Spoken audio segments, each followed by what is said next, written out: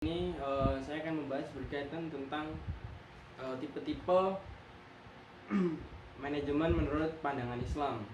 Yang pertama, tipe-tipe yaitu seorang manajemen itu seperti apa sih kriterianya ataupun macam-macamnya. Menurut Didin Hafidudin dan Tanjung dalam buku Manajemen Syariah itu ada 4. Yang pertama yaitu tipe manajemen menurut pandangan Islam yaitu ketegasan. Tegas layaknya seorang Umar gitu ya. Dia dengan pendirian yang kuat, dengan ketokohan yang kuat gitu ya. Dia berkata A ya A gitu, B ya B gitu. Jadi pentingnya di sini suatu ketegasan, salah benar intinya di situ ya. Pentingnya suatu ketegasan itu di situ agar membuat karyawan ataupun struktural dalam organisasi itu bisa teratur gitu. Kalaupun tegas juga harus memberi contoh gitu. Jangan tegas-tegas saja di sini. Jadi tegasnya itu juga berwibawa gitu ya. Dia benar, dia betul.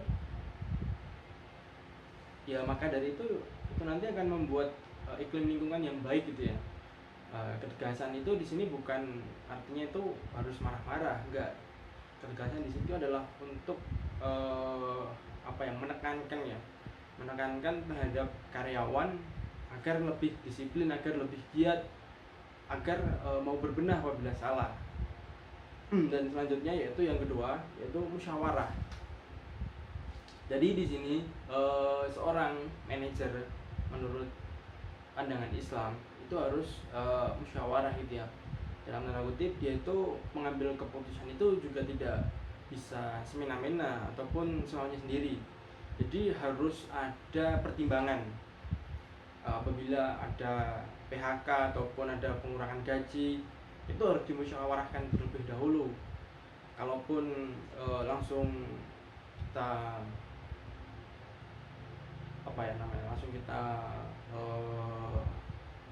langsung kita buat seperti keinginannya dari manajer itu sendiri, misal kebijakannya itu tidak sejalan dengan apa yang dirasakan dengan karyawan, misal seperti itu. Nah di situ juga tidak bisa. Misal ada pengurangan UMKM atau UMR, upah minimum kerja. Dan di situ harus ada ada etikat ataupun ada misal toleransi. Misal berkaitan dengan pandemi ini banyak di PHK. Nah, itu juga harus dibicarakan terlebih dahulu ya. Misal dari perusahaan itu benar-benar nggak mampu untuk membackup biaya karyawannya, berarti harus ada solusinya. Mungkin solusinya bisa dibicarakan terlebih dahulu, mungkin diberi pesangon, atau mungkin yang mana itu bisa menyelesaikan masalah itu sendiri. Jadi seorang manajer itu tidak langsung langsung mengkat atau mencoret semua karyawannya dan di PHK. Itu nanti akan memberatkan karyawannya dan memberatkan negara pun juga. Jadi di sini manajer itu harus mampu untuk mengendalikan organisasinya ya. Harus ada pertimbangan-pertimbangan yang bisa dicari dan diambil yang terbaik. Yang ketiga yaitu keterbukaan gitu ya. Dalam suatu organisasi itu penting sekali gitu ya, suatu keterbukaan. Misal ada yang menutupi suatu masalah dalam suatu organisasi itu, maka masalahnya pun juga akan menjadi berlarut-larut atau akan menjadi suatu ujung kehancuran gitu ya, apabila itu ditutupi terus-menerus. Misal dalam suatu organisasi ada karyawan yang mana itu nggak menurut dengan SOP yang diterapkan dengan perusahaan, yang mana itu nanti juga akan memberatkan perusahaan itu sendiri. Misal ada barang yang hilang atau lain sebagainya, ternyata itu ditutupi oleh berkaitan dengan pengawasnya, yang mana itu juga akan merugikan perusahaan itu sendiri. Jadi di sini dalam suatu organisasi ataupun dari seorang manajer itu juga perlu keterbukaan gitu ya. Jadi dalam lingkup organisasi itu nggak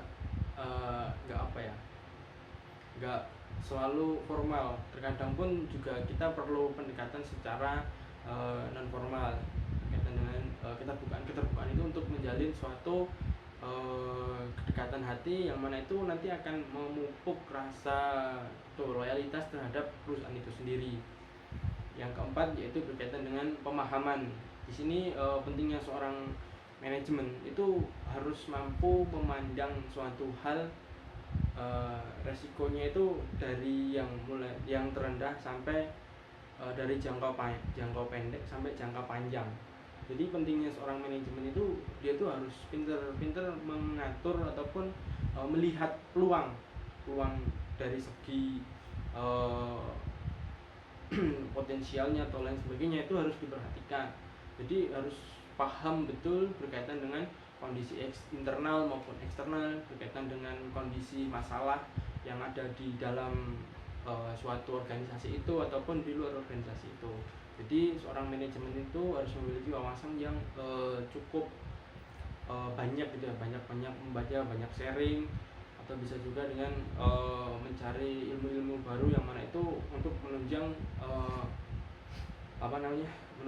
seorang manajer itu sendiri.